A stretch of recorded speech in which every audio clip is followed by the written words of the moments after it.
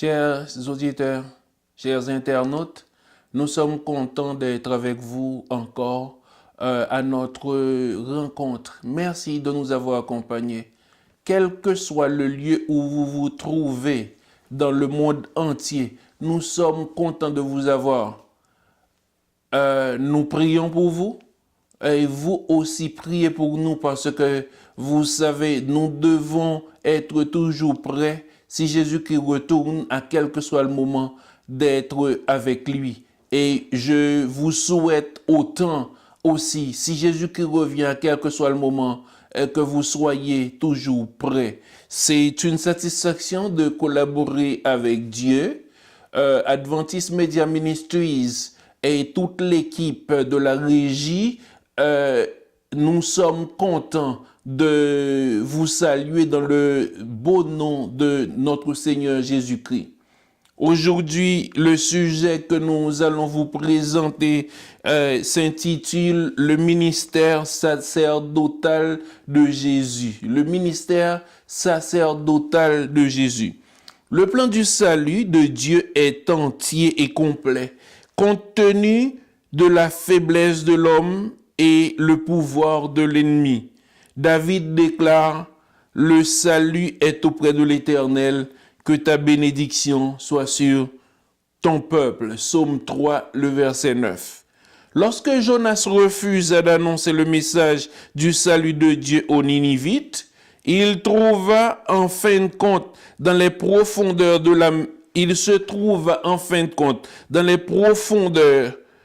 la mer à l'intérieur d'un gros poisson. Quand il cria, le salut vient de l'Éternel. La Bible dit, l'Éternel parla au poisson et le poisson vomit Jonas sur la terre, d'après Jonas chapitre 2, le verset 9-10. Il y a 7 aspects de la vie du Christ qui peuvent être rendus possibles à une personne de passer de la mort à la vie éternelle. Ils sont tous importants.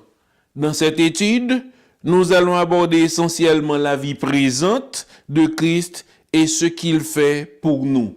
Même quand les scientifiques aujourd'hui cherchent à ne pas comprendre, parce qu'ils ne peuvent pas le comprendre, parce que c'est un mystère spirituel de voir quelqu'un comme Jonas qui a été avalé par un poisson, et ce poisson a été le vomir exactement là où Dieu l'avait voulu, c'est entré dans le plan spirituel. Est-ce qu'un poisson pourrait le faire? Mystère. Dans l'ordre normal, non, il ne peut pas le faire. Mais pourtant, on est ici dans un cadre spirituel. Et dans un cadre spirituel, c'est Dieu qui dirige tout. Parce que je pense que si vous allez m'écouter dans ce sujet, le ministère sacerdotal de Jésus-Christ, vous allez comprendre réellement comment Jésus-Christ, lui, dans son mystère, comment il veut tout faire pour nous aider à comprendre ce que dans l'ordre normal, nous ne pouvons pas comprendre. Ce que dans le quotidien, nous ne pouvons pas comprendre. Mais avant bien même d'entrer dans les questions, nous vous demandons de nous prêter attention à une courte prière. Éternel, notre Père, notre Dieu, nous voulons te remercier pour ton amour et ta miséricorde pour nous. Seigneur, nous avons péché devant toi. Nos parents ont péché. Nos ancêtres ont péché même quand ils ne le savent pas. Mais toi, tu nous as donné cette possibilité de venir devant toi pour intercéder, non seulement pour tous ceux qui ont péché devant toi, mais pour comprendre aussi le ministère sacerdotal que tu as pour nous donner la vie. Seigneur, nous voulons te chercher, nous ne savons pas ce qui est bon, mais comme tu as le Saint-Esprit à notre disposition, nous voulons te demander, s'il te plaît, de nous aider à rentrer en communication avec toi pour comprendre le mystère de ce salut éternel que tu nous as proposé et tu fais les choses comme nous ne pouvons même pas le comprendre. C'est pourquoi nous voulons te demander, s'il te plaît, ô Dieu, de nous venir en aide, de venir en aide aux internautes, de venir en aide aux auditeurs, et qu'ils arrivent, Seigneur, à comprendre qu'il y a un Jésus-Christ qui est venu sur terre. Il a pris la forme d'homme pour sauver tous les hommes qui sont des pécheurs et qui reconnaissent leur statut de pécheur. Seigneur, nous n'avons pas d'autre solution que nous rendre à toi. Nous nous rendons à toi et que tu fasses ta volonté dans notre vie. Au nom du Père, du Fils et du Saint-Esprit. Amen. La première question, qu'était-il nécessaire à Christ pour devenir prêtre, le représentant de l'homme devant Dieu? Nous allons trouver cette réponse dans Hébreux chapitre 2. Hébreux chapitre 2, c'est là que nous allons trouver la réponse à cette question. Chapitre 2, le verset 14 jusqu'à 18. Je lis pour vous. Ainsi donc, puisque les enfants participent au sang et à la chair, il y a également participé lui-même, je parle de Jésus-Christ, afin que par la mort, il anéantit celui qui a la puissance de la mort, c'est-à-dire le diable. Jésus-Christ devait mourir, il est mort pour anéantir la puissance de celui de la mort, c'est-à-dire de celui qui est venu avec la mort, de celui qui est venu avec le péché, c'est-à-dire le diable, et qu'il délivra tous ceux qui par crainte de la mort étaient toute leur vie retenue dans la servitude. Car assurément, ce n'est pas à des anges qu'il vient en aide, mais c'est à la postérité d'Abraham. Les anges sont avec lui, ou bien ceux qui ont été chassés déjà dans le ciel avec la collaboration et la participation avec et le diable, ils sont déjà au service de l'ennemi. Mais assurément, ce n'est pas à des anges qu'il vient en aide. Jésus-Christ ne vient pas en aide aux anges, mais il vient en aide à nous qui sommes de la postérité d'Abraham. Je vous l'avais dit, je vous l'avais montré, Jésus-Christ est venu. Oui, s'il était vrai que les Juifs ont eu le premier choix, mais ils n'ont pas reconnu Jésus-Christ comme le Messie. Ce qu'ils ont fait, puisqu'ils ne l'ont pas reconnu, Jésus-Christ a choisi des Juifs, de ceux qui voulaient le suivre comme chrétien, et il est assurément, c'est avec nous maintenant qui sommes en vie, nous qui cherchons Jésus-Christ, nous qui reconnaissons que Jésus-Christ est le Messie, c'est en nous qu'il vient en aide et nous sommes devenus la postérité d'Abraham parce que la foi qu'Abraham en tant qu'être humain avait manifestée en Dieu nous est dévolue à nous aujourd'hui qui croyons en Jésus-Christ. Je m'excuse de vous le dire, si vous ne croyez pas et que vous m'écoutez, ça ne fait pas aucune différence. Jésus-Christ est à votre disposition, mais il ne pourra rien faire pour ceux qui ne croient pas en lui. En conséquence, au verset 17, en conséquence, il a dû être rendu semblable en toutes choses à ses frères. Jésus-Christ, afin qu'il fût un souverain sacrificateur miséricordieux, et fidèle dans le service de Dieu pour faire l'expiation des péchés du peuple. Car ayant tenté lui-même dans tout ce qu'il a souffert, il peut secourir ceux qui sont tentés. Jésus-Christ a été tenté dans toutes les...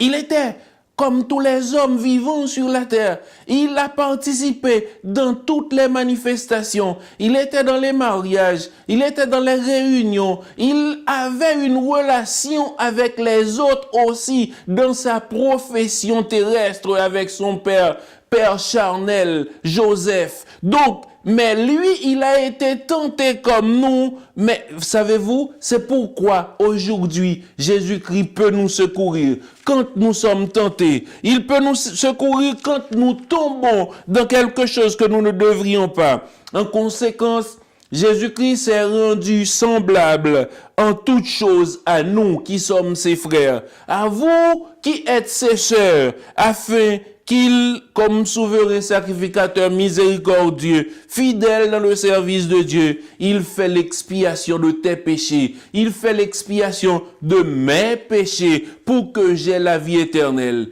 Sinon, maintenant, je n'aurais même pas à vous parler.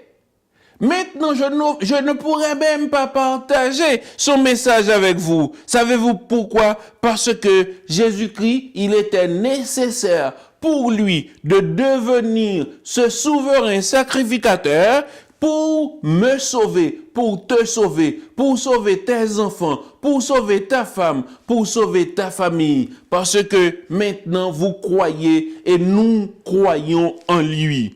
Christ est venu pour détruire le diable, le rendre possible et rendre possible la délivrance du péché. Pour y parvenir, il participa à la chair et au sang. Il mourut, il obtint un sacerdoce éternel. Jésus-Christ est mort. Il est mort physiquement. Il a passé 3 jours et 3 nuits dans le tombeau pour montrer qu'il pouvait subir n'importe quoi comme tous les hommes. Mais maintenant, ce qu'il a fait, il nous a devancés parce qu'il est devant le trône de son Père comme sacrificateur pour intercéder pour vous et pour moi. Quel que soit le péché que vous ayez commis, quelle que soit la profondeur dans laquelle je suis arrivé dans mes péchés, si je les reconnais et je m'en vais à Jésus-Christ, lui qui a pris la forme d'homme pour me connaître et pour intercéder en ma faveur, pour intercéder en votre faveur aussi, il peut vous aider à y sortir parce que c'est lui qui connaît. Parce qu'il le dit clairement, je suis le chemin, la vérité et la vie. Nul ne vient au Père que par moi. S'il est ce chemin, si tu viens à lui, tu te reconnais comme ce pécheur. Donc lui, il va devant son Père, il intercède pour toi parce que ponctuellement, tu reconnais que tu as fait des choses que tu ne devrais pas faire. La deuxième question, quel était alors le premier aspect important de la vie de Christ? Luc chapitre 2, le verset 10, verset 11. Luc chapitre 2, le verset 10, le verset 11. Mais l'ange dit, ne craignez point, car je vous annonce une bonne nouvelle qui sera pour tout le peuple le sujet d'une grande joie. C'est qu'aujourd'hui, dans la ville de David, il nous est né un sauveur qui est le Christ, le Seigneur. Alors, c'était un premier aspect important de la vie de Jésus-Christ. Il est le sauveur. Le sauveur parce que il veut vous sauver. Il veut vous retirer de tout ce qui ne conviendrait pas à votre vie. Lorsque Christ devint homme, c'est ainsi qu'on appelle son incarnation. Il est sorti comme on avait vu dans le sujet précédent, il est l'alpha et l'oméga, le commencement et la fin, mais il a pris la forme d'homme, il est venu comme le sauveur de l'homme, c'était le début de l'accomplissement de la promesse d'un rédempteur rapporté dans Genèse chapitre 3, le verset 15. Dans Genèse chapitre 3, verset 15, comme on l'avait vu, il y a une lutte constante, même quand on écrase la tête du serpent, mais il va toujours nous blesser.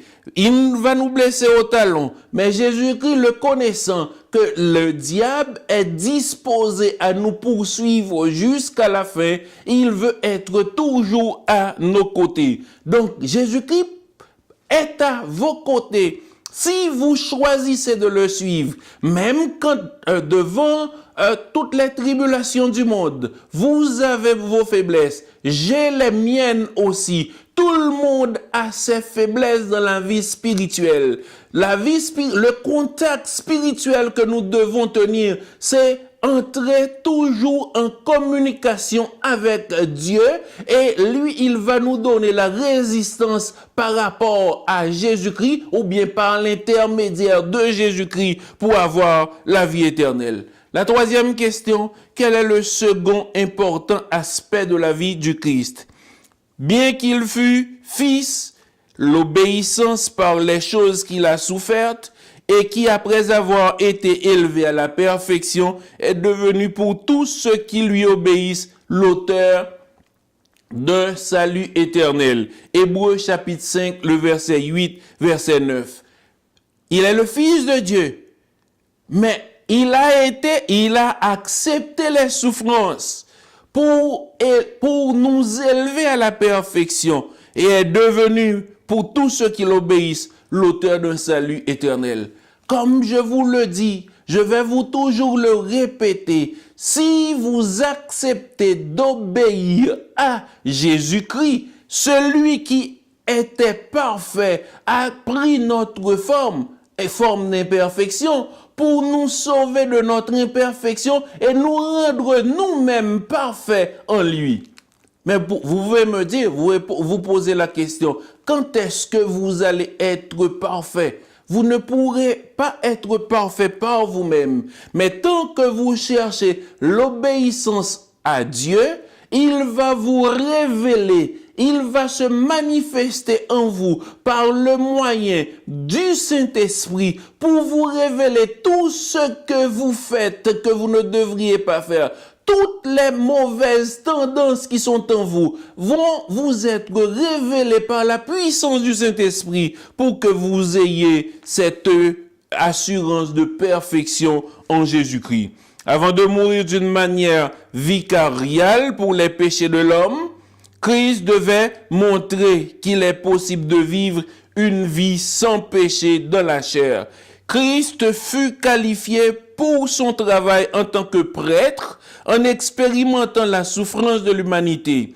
Ayant connu nos chagrins et nos problèmes, il pouvait être médiateur compréhensif.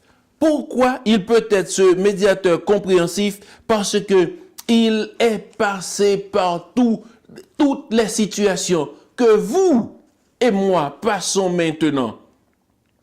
Savez-vous que si ce n'était pas la présence de Jésus-Christ en vous, si ce n'était pas la présence de Jésus-Christ en moi, maintenant, je ne pourrais même pas oser me présenter devant lui. L'expérience de Moïse en était pour là. Il était dans le désert et il a vu le feu qui était sur l'arbre. Il voulait s'avancer et il a écouté la voix. C'est là que Dieu lui avait parlé parce que il commençait à obéir à l'Éternel. Et l'Éternel voulait se révéler à lui. Comme aussi Dieu, quand il veut se révéler à nous, il fait toujours la même chose. Je vais relire pour vous Hébreux chapitre 2, verset 17-18, que nous venons de lire tantôt en conséquence. Jésus-Christ, il a dû être rendu semblable en toutes choses à ses frères, afin qu'il fût un souverain sacrificateur, miséricordieux et fidèle dans le service de Dieu pour faire l'expiation des péchés du peuple. Oh, il est venu pour faire l'expiation des péchés du peuple. Qui est ce peuple? C'est vous et moi. En ayant été tenté lui-même dans ce qu'il a souffert, il peut secourir ceux qui sont tentés. Si je ne connais pas votre situation, si je ne connais pas le contexte dans lequel vous vivez, je ne peux pas vraiment vous aider parce que tout ce que je dis, c'est une compréhension intellectuelle des faits. Et avec une compréhension intellectuelle des faits, je ne pourrais pas non plus vous aider. Mais quand j'ai vécu les mêmes situations que vous, quand je suis tombé dans les mêmes contextes que vous, je sais ce qu'il y en a. Dans Hébreux chapitre 4, le verset 15, Hébreux chapitre 4, le verset 15, car nous n'avons pas un sauveur, un sacrificateur qui ne puisse compatir à nos faiblesses. Au contraire, il a été tenté comme nous en toutes choses. Jésus-Christ a été tenté comme nous dans toutes choses. C'est pourquoi aujourd'hui, il peut nous aider. Il peut nous comprendre. Je vais lire encore dans chapitre 5, verset 1, 2, 7, 9.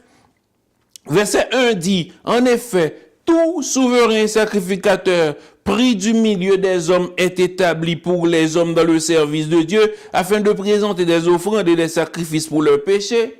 Verset 2 dit, il peut être indulgent pour les ignorants et les égarés, puisque la faiblesse est aussi son partage. Jésus-Christ a pris la forme de l'homme pour comprendre que, oui, vraiment, nous sommes faibles, pour comprendre que nous ne pouvons rien.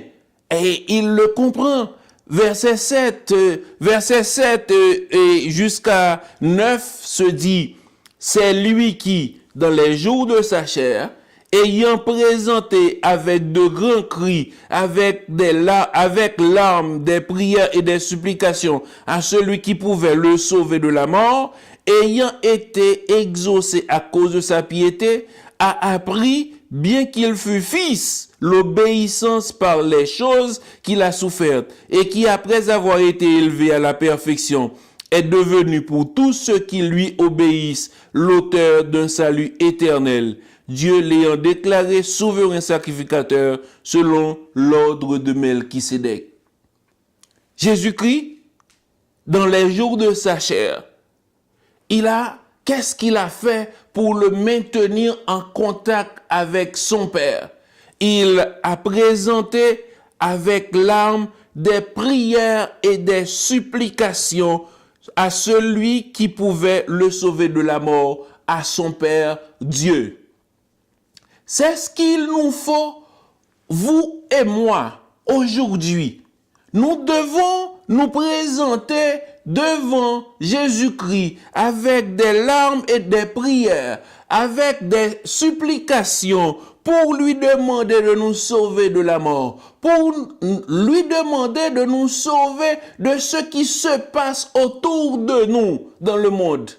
Vous le savez, je n'ai pas besoin de vous le dire, je n'ai pas besoin de vous l'expliquer, des choses, c'est comme super surnaturelles sont en train de passer dans le monde actuel. Certaines fois, nous ne pouvons même pas les expliquer. Nous nous posons même la question, pourquoi le cœur humain est devenu aussi dur certaines fois?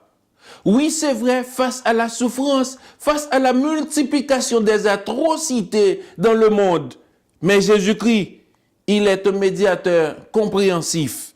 En cela, Christ était qualifié pour être prêtre grâce à la connaissance de l'aspect humain des choses. Il a pris la forme d'homme. Il a vécu en tant qu'homme au milieu des hommes, avec tout ce que l'homme possède en lui, avec tout ce que le péché a déposé en l'homme. C'est ce que Adam et Ève n'ont pas pu comprendre. Quand le diable est arrivé pour leur dire qu'ils seraient comme des dieux connaissant le bien et le mal, mais Dieu, lui, il voulait qu'on soit vécu toujours dans la perfection. Mais cette perfection, comme le diable, lui, il l'a perdu, il voulait nous la ravir. Et il l'a fait vraiment parce que nous avons goûté au péché. Et celui qui goûte au péché ne peut pas retourner s'il n'est pas passé par Jésus-Christ. Et c'est ce à quoi je veux vous inviter. C'est ce à quoi je veux vous dire, mon cher ami, ma chère amie, je veux vous inviter à faire cette expérience. Seul Jésus-Christ peut le faire pour vous dans votre vie. La quatrième question, quand Christ fut-il prêtre? Hébreux chapitre 10, verset 11 à 14. Hébreux chapitre 10, verset 11 à 14, nous lisons, et tandis que Tout sacrificateur fait chaque jour le service et offre souvent les mêmes sacrifices qui ne peuvent jamais ôter les péchés.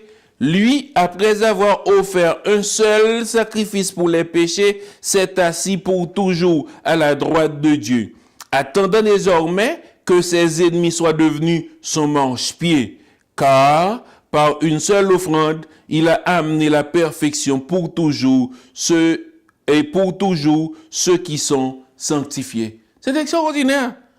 Jésus-Christ n'a pas besoin de présenter le sacrifice jour et nuit comme le faisaient les souverains sacrificateurs antérieurement, parce qu'il a offert le meilleur sacrifice qu'un homme, qu'un souverain sacrificateur ne pouvait même pas offrir. Il s'est offert lui-même. Et puisqu'il s'est offert lui-même, donc il a présenté une seule offrande. Il a amené, à partir de cette offrande, à la perfection pour toujours ceux qui sont sanctifiés. Vous avez besoin de la sanctification. J'ai besoin de la sanctification, mais je ne le peux trouver nulle part. Quelle que soit ma conduite, quel que soit mon comportement spirituel ou social, je ne peux pas arriver à la sanctification sans passer par Jésus-Christ.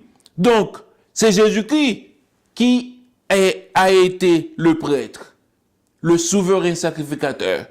4 événements se sont produits avant que le Christ devienne prêtre. L'incarnation, il est venu, il a pris la forme d'un homme en passant par Marie. La crucifixion, les hommes l'ont crucifié sur la croix. Il est ressuscité. Et après 3 jours et 3 nuits passées dans la tombe, il est ressuscité. Et non seulement ça, il est monté vers son Père pour aller intercéder pour vous et pour moi. La place du Christ à la droite du Père a été annoncée dans Psaume 110, versets 1 et 4. Et Paul a découvert cela seulement après la mort du Christ. Christ se sert des mérites de son sacrifice expiatoire. Pourquoi il l'a utilisé? Nous allons lire Hébreux chapitre 8, le verset 3. Hébreux chapitre 8, le verset 3 nous dit: tout souverain sacrificateur est établi pour représenter des offrandes et des sacrifices, d'où il est nécessaire que celui-ci ait aussi quelque chose à présenter. Donc, Jésus-Christ devait avoir un sacrifice à présenter, mais ce sacrifice, c'était lui-même qu'il s'est présenté. Vous comprenez qu'est-ce que Jésus-Christ veut dire par là? Vous comprenez ce que Jésus-Christ a expliqué comme le sacrifice expiatoire?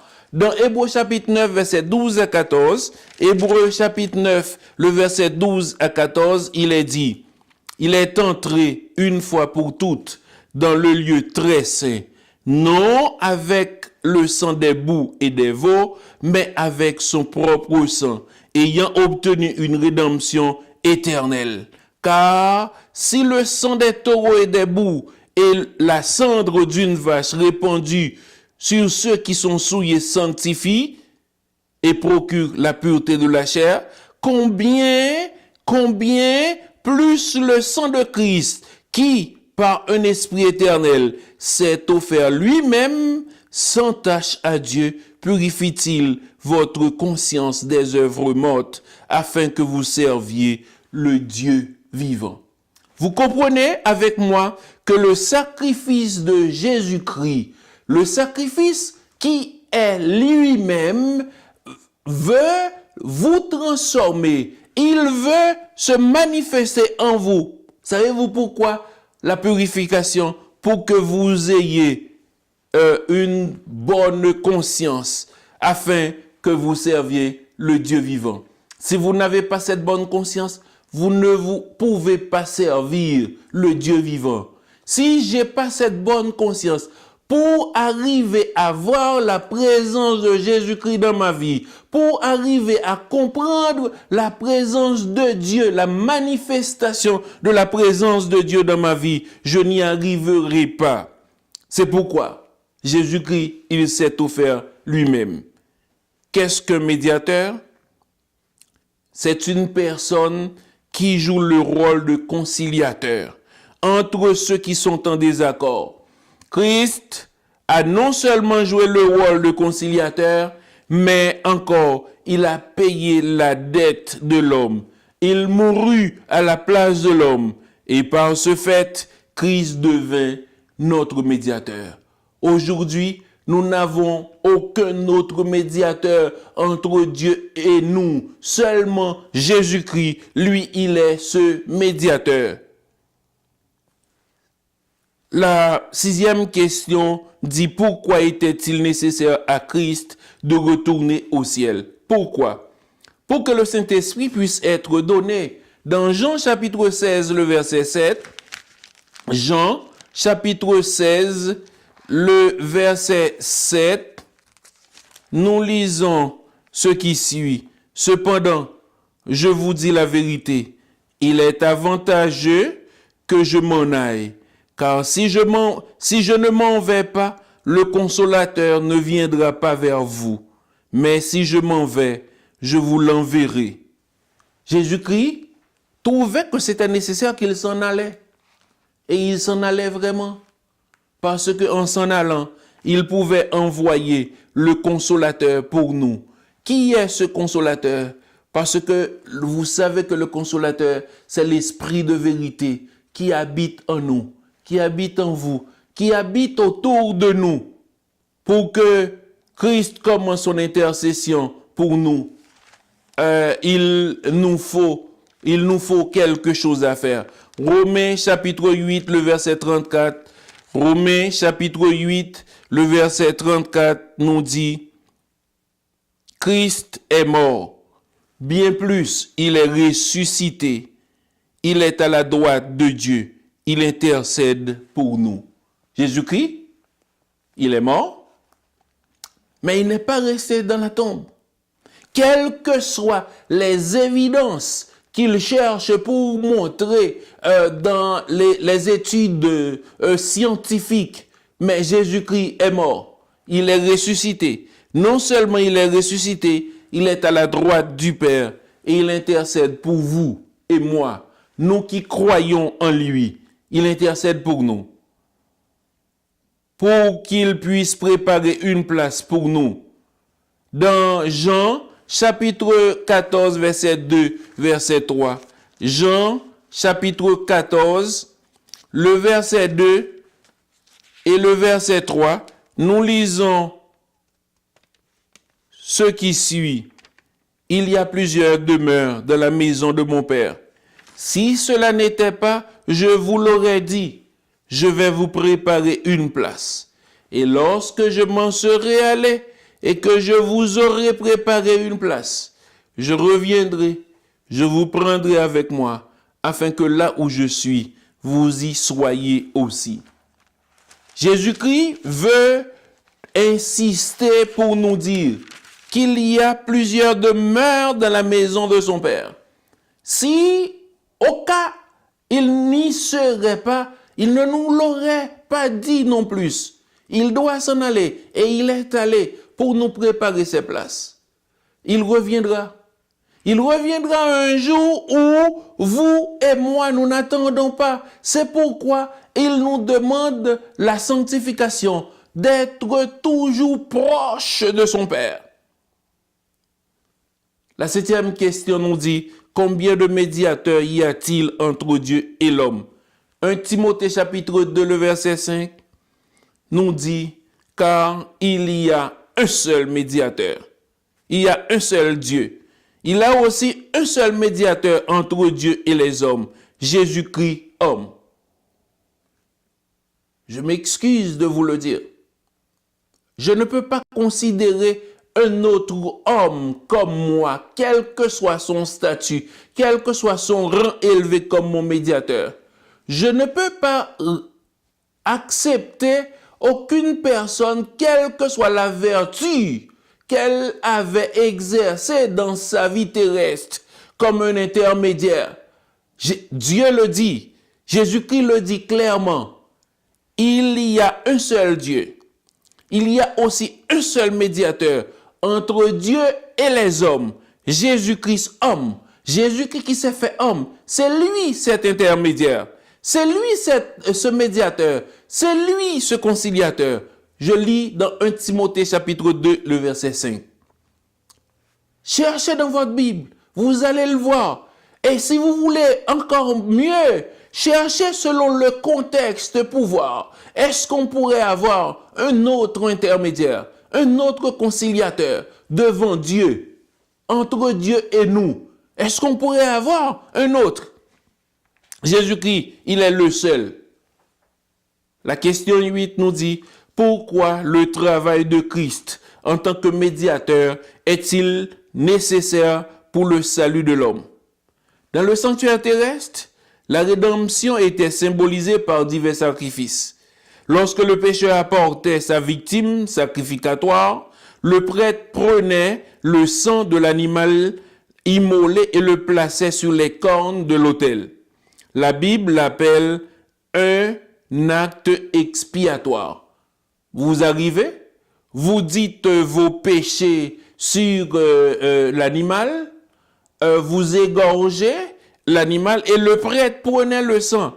Qu'est-ce qu'il fait avec? Il va placer ce sang sur les cornes de l'autel. Eh bien, ce que vous faites là est un acte qu'il s'appelle un acte d'expiation. L'expiation de quoi? L'expiation de mes péchés. Aujourd'hui, quand nous allons vers Jésus-Christ, quand nous nous mettons dans la prière à la recherche de Jésus-Christ, nous faisons nos prières. C'est exactement cet acte aussi, cet acte expiatoire. Parce que Jésus-Christ est déjà le sacrifice. Il est mort, il est ressuscité, il est à la droite de son Père, comme le sacrificateur, le souverain sacrificateur qui était cet intercesseur. Jésus-Christ est devenu cet intercesseur pour nous. Je voudrais juste lire Lévitique chapitre 4, le verset 25-26. Lévitique chapitre 4, le verset 25 et 26. Le sacrificateur prendra avec son doigt du sang de la victime expiatoire. Il en mettra sur les cornes de l'autel des holocaustes. Il répandra le sang au pied de l'autel des holocaustes.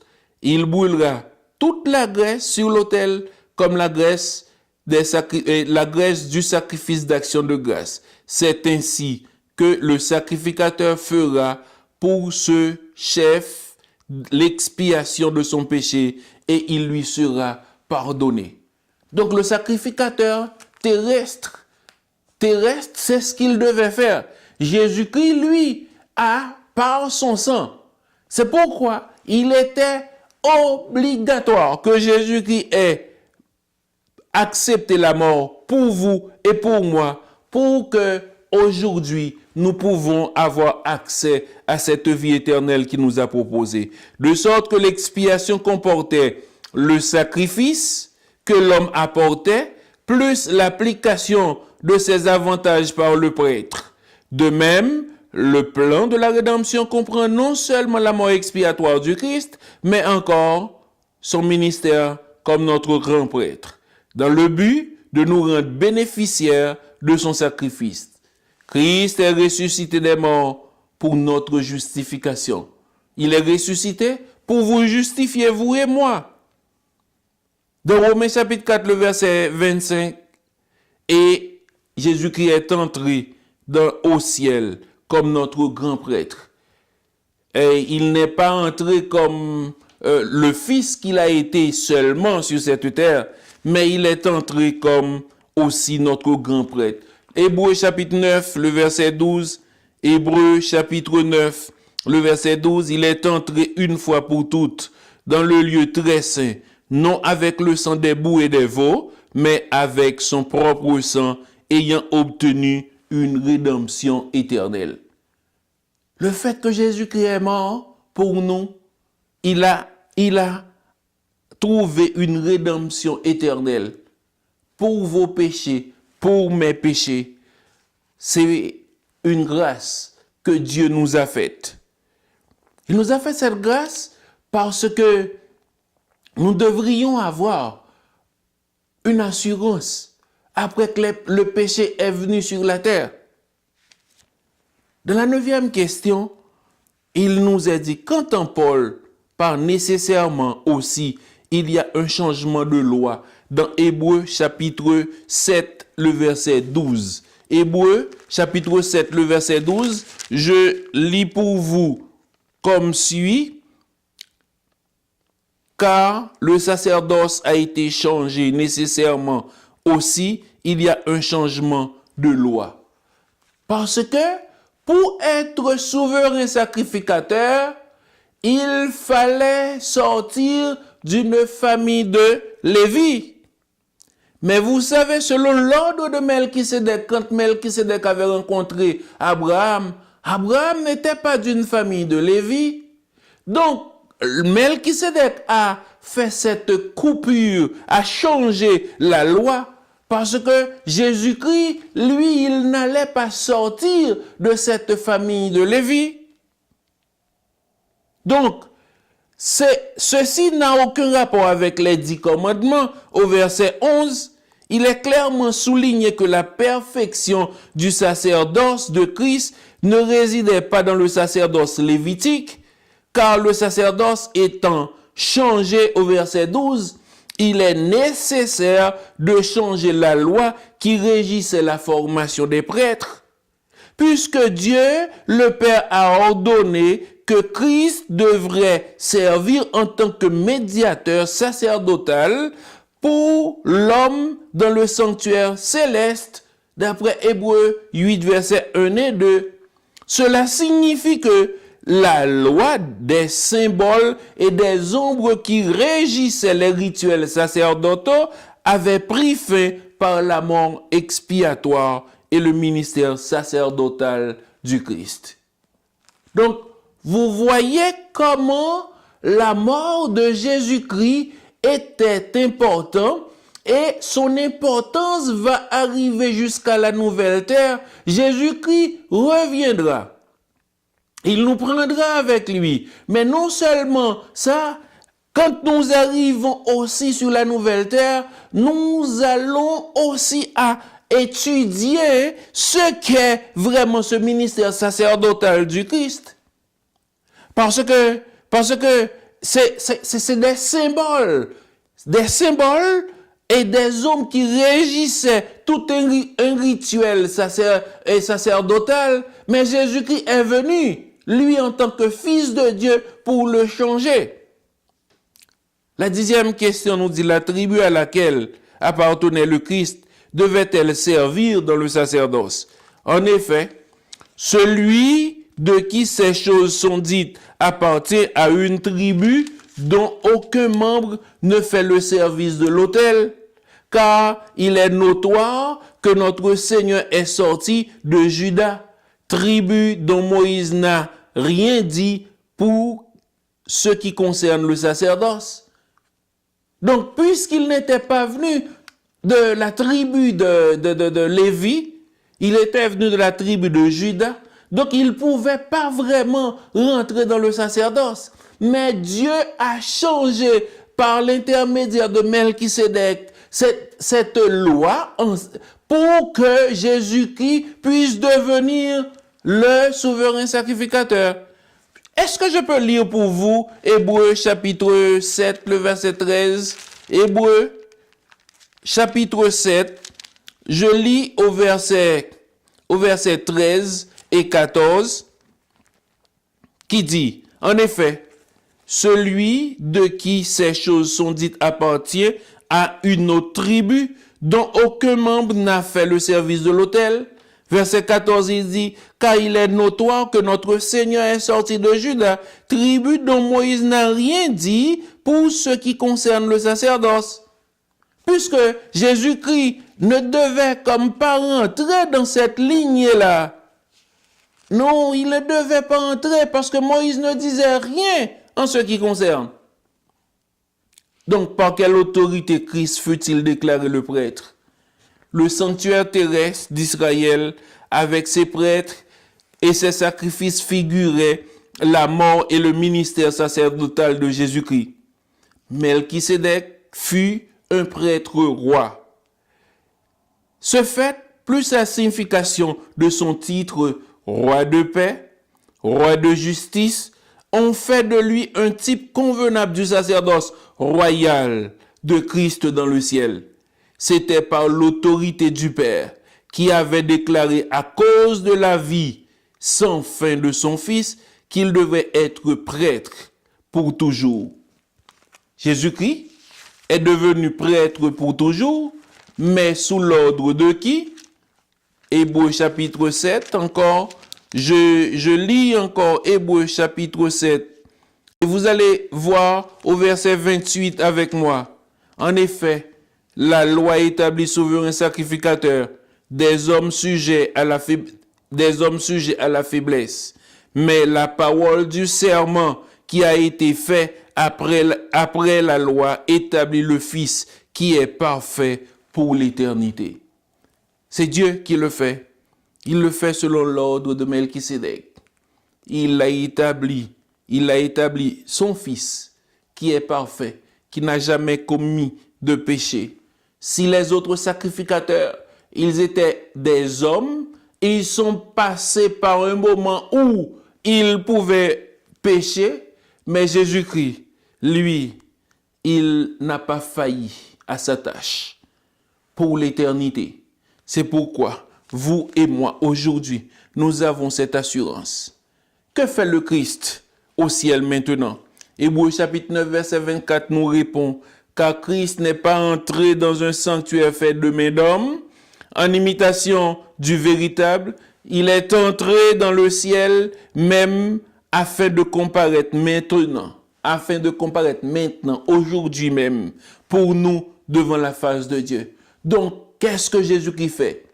Il le fait pour vous, il le fait pour votre famille, il le fait pour votre ville, il le fait pour le pays, il le fait pour le monde entier. Comprenez-vous que la terre a 7 milliards d'hommes? Jésus-Christ fait une intervention spécifique pour chaque personne. Parce que chaque personne est un individu, est une personne différente, commet des péchés différents, vit un contexte différent. Son contexte social est différent. Son contexte économique est différent. Son environnement financier est différent. Donc, le genre de péché qu'il va commettre ne va pas être de la même manière.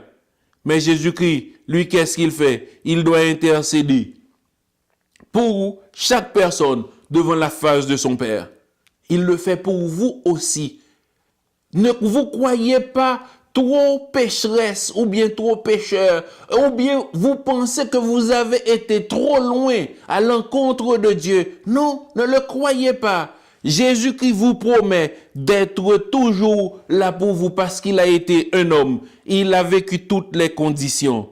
Donc, la 13e question dit, selon quelles conditions notre grand prêtre agit-il avec nous? Nous trouvons la réponse dans Hébreux chapitre 8, le verset 6. Mais maintenant, il a obtenu un ministère d'autant supérieur qu'il est le médiateur d'une alliance plus excellente qui a été établie sur de meilleures promesses. Jésus-Christ nous a fait de meilleures promesses. Le ministère que lui, il établit est un ministère supérieur.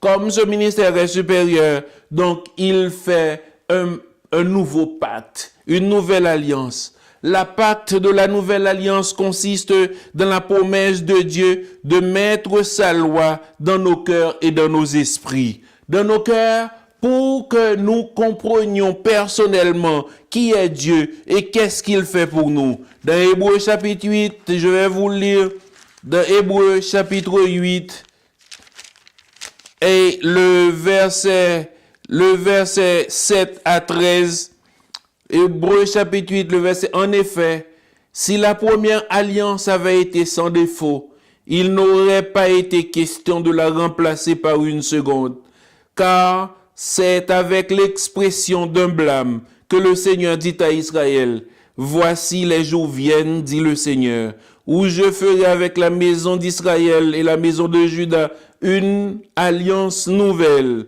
non comme l'alliance que je traitais avec leur père, le jour où je les saisis par la main pour les faire sortir du pays d'Égypte, car ils n'ont pas persévéré dans mon alliance. Et moi aussi, je ne me suis pas soucié d'eux, dit le Seigneur. Mais voici l'alliance que je ferai avec la maison d'Israël. Après ces jours, dit le Seigneur, je mettrai mes lois dans leur esprit. Je les écrirai dans leur cœur. Je serai leur Dieu et ils seront mon peuple. Aucun n'enseignera plus son concitoyen, ni aucun son frère en disant, car connais le Seigneur, car tous me connaîtront, depuis le plus petit jusqu'au plus grand d'entre eux, parce que je pardonnerai leur iniquité et je ne me souviendrai plus de leurs péchés. En disant une nouvelle alliance, il a déclaré que la première, ancienne. Or, ce qui est ancien, ce qui a vieilli, est prêt de disparaître. Quelle a été cette ancienne alliance? Cette ancienne alliance où nous devrions présenter un sacrifice, le sacrifice du matin et le sacrifice du soir. Chaque père de famille devait le faire. Chaque mère de famille devait le faire pour toute sa famille, devait présenter comme sacrifice. Mais Jésus-Christ, lui, il est entré, il est venu, il a changé tout ça pour nous donner une nouvelle alliance parce que il est mort. Et puisqu'il est mort, il a changé tout le système pour vous et pour moi. Et aujourd'hui, s'il y a un sacrifice que Dieu vous demande et me demande, c'est mon obéissance à sa parole. Quand je ne peux même pas, quand je tombe, quand dans la course, je vois que tout est difficile pour moi de l'atteindre, et je le demande, et lui aussi, il va me secourir. Hébreux chapitre 10, verset 16-17. Hébreux chapitre 10, verset 16-17. Voici l'alliance que je ferai avec eux. Voici l'alliance que je ferai avec eux.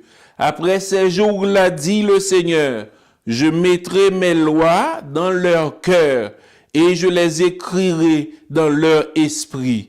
Il ajoute, et je ne me souviendrai plus de leurs péchés ni de leur iniquité. Après ces jours-là, le Dieu du ciel vient lui-même à écrire les lois au fond du cœur pour ne pas se souvenir en aucun moment de nos péchés, non plus de nos iniquités.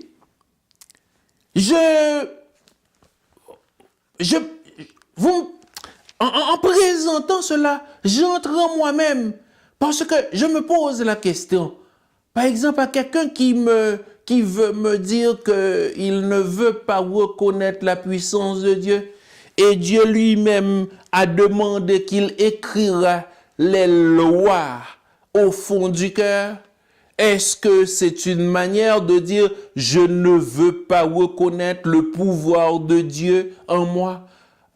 Parce qu'il y avait des hommes qui ont mal utilisé les principes spirituels pour affecter la vie des gens. Donc, je ne pourrais pas non plus reconnaître. Dieu n'a pas modifié son attitude relative au péché et à sa loi. Il a toujours la même loi, il a toujours cette même attitude, mais il pardonne le péché à cause de la mort de son Fils. C'est pourquoi aujourd'hui, si vous ressentez quelque chose, même quand vous n'avez jamais eu cette possibilité d'écouter un message spirituel, mais moi je vous dis quelque chose, Dieu a écrit ces lois au fond de votre cœur pour que vous ayez part à cette nouvelle alliance. Cette nouvelle alliance, c'est Jésus-Christ lui-même. C'est lui qui pardonne tous les péchés, toutes les iniquités. Il n'y a rien qu'il ne peut pas pardonner.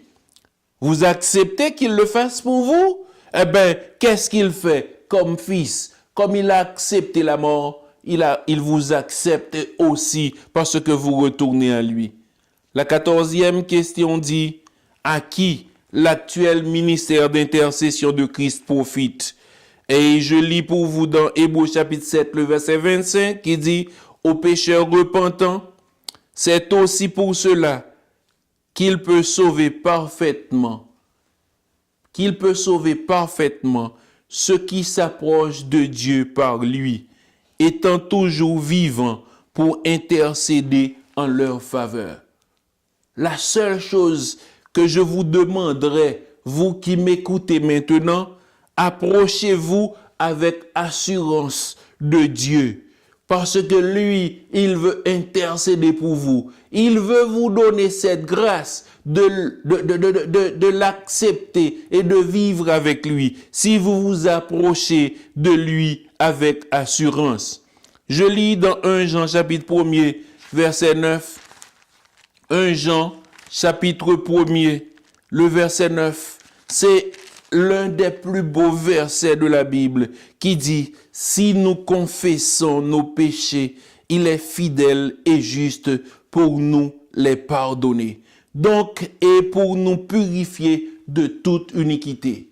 Donc, ce qu'il nous faut, ce qu'il vous faut, c'est ce que à tous les êtres humains, il leur faut dans leur vie, c'est nous confesser les péchés devant Dieu.